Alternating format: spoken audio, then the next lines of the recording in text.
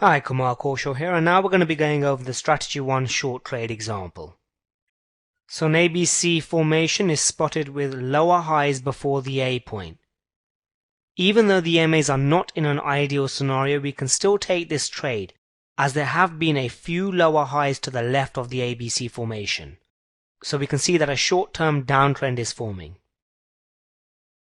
We are looking to enter when the price goes down by 25% of the A to B move from point C.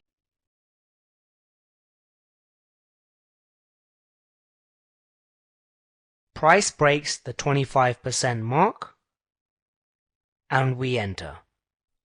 We place a stop above the C point as shown.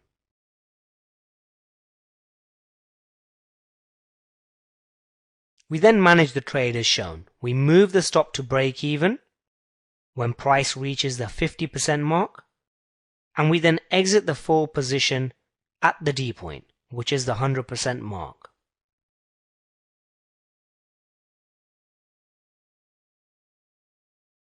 So that was the short trade example. As you can see, the strategy is simple yet very, very powerful.